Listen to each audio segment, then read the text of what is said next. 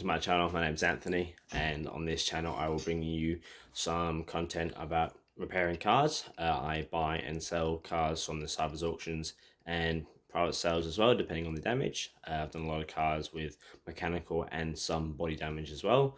So I will bring you some content about the cars that I buy, fix up, flip and sell, some DIYs of different fixes on cars as well. The cars I mainly work on are Volkswagens and Audis. The cars I'm most comfortable with at the moment. Later on I would like to expand to further brands like Mercedes and that too, but at the moment I'm just sticking with what I know. Bear with me about me being nervous in front of the camera. This is the first time I've actually recorded a video for myself on my YouTube channel. So yeah, be kind. I don't want to, I want to be punished for being really nervous in front of the camera.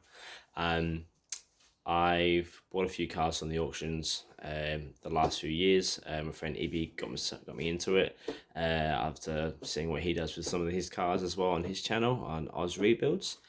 So I thought, why not give it a crack and see how it'll go. First purchase was a Mark 1 Audi TT with front impact damage. It was pretty bad when I picked it up. Chassis rail for the driver's side was completely gone, so I couldn't fix it. I just had to part it out. 2 weeks later, I had someone knock off me for the whole chassis as is, so I made, tripled my money for that car, and I thought, first time beginner's luck, maybe try it again and see. I picked up a 2009 Audi B8 A4 S-Line Quattro from the auctions, and that had guard and door damage. I seen that in person at the auctions, the local salvage auctions here. That was not too bad from what I've seen. It was right on the joint of the guard and the door. So when I picked it up and we took the door off, took the guard off, we realised the actual pillar was damaged as well. That had to go to a frame machine shop and get pulled out. While it was there, I got the door on the guard, which I purchased from Melbourne, exact same colour as well, so no painting required, and I just got them fitted once the pillar was repaired. The headlight lens was damaged as well, had a hole in it, so I had to order it on eBay. 2 months later it arrived, of course, wrong side, so I had to reorder another one for the right side, the passenger side for the left-hand drive cars, as I later found out that it was the wrong side after all. I got that fitted later on after that had to go through our inspections. Rear quarter panel on the driver's side was dented as well. Tried some paintless dent removal with a kit we bought from eBay, but didn't work, so we just had to get that done by a body shop as well. So the rear quarter panel was painted, the door on the guard fitted, as well as the pillar pulled on the frame machine. Front bumper bar was painted up, touched up a little bit at the front, and the tabs plastic welded back into place, and headlight lens replaced. Other than that, gave it a good service at my mechanic here locally in Adelaide, from Callum, a Haynes Mechanical. He does a really good job at servicing and does all my tuning that too locally for all my personal cars and project cars.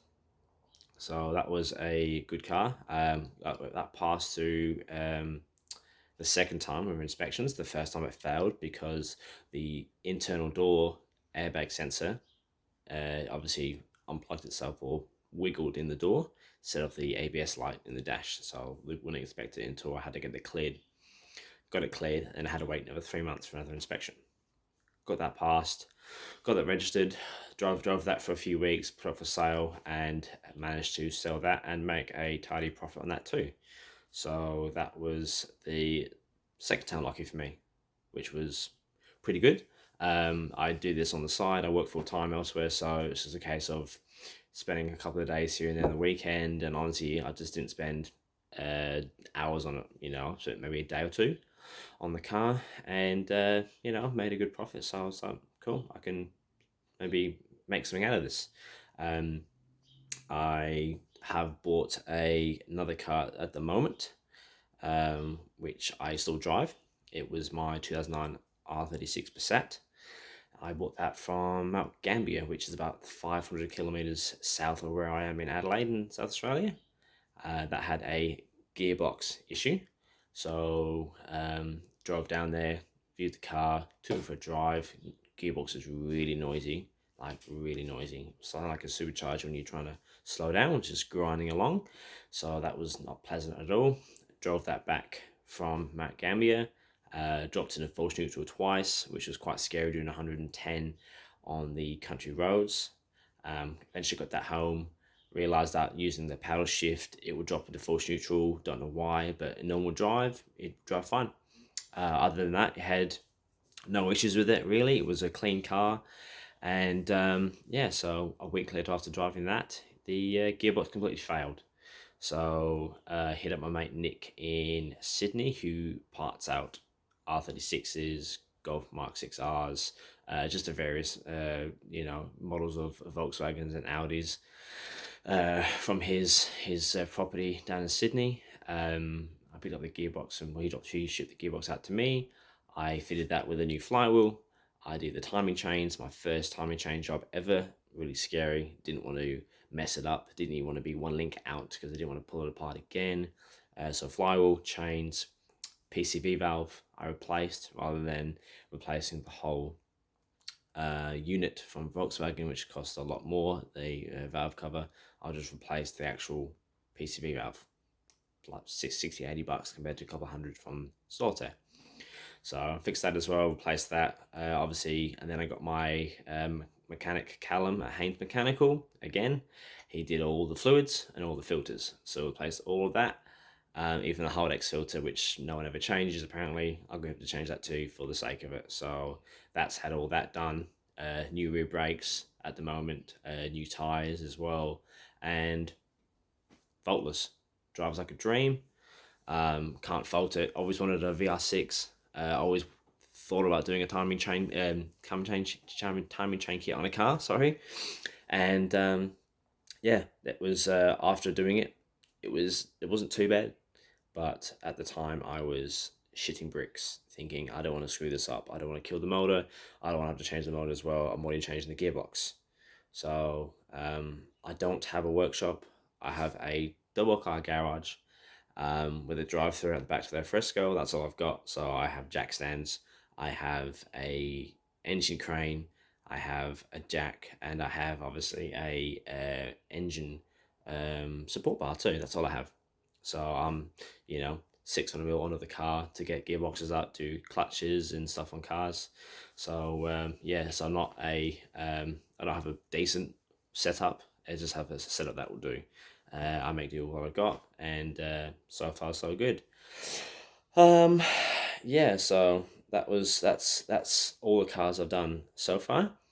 My next project car I just picked up on the weekend is a 2002 model V6 full motion borer in Tornado Red. Local car to me down in Plimpton, so about 40 k's from where I live. A young lad had 2 accidents in it, so unluckily for him, hit from both front sides, passenger and driver's side on 2 occasions. Obviously didn't want to put any money into it to fix it, just wanted rid of it. I went down there and picked it up on the weekend.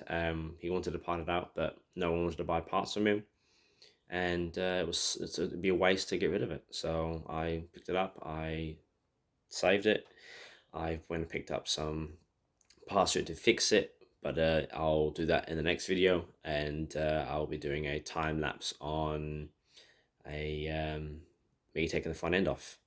I'll share with you in the next video some pictures of the cars, the car that I've picked up now, the Bora, the parts that I've got, and hopefully I'll be taking the front end off in the next video.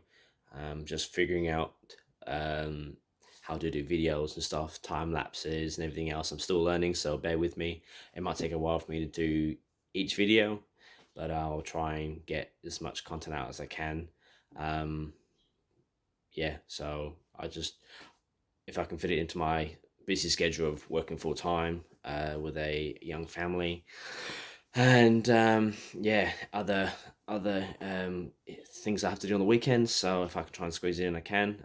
But people that already know me, I always up to working on cars in my free time, and if I can make money from it, half my luck.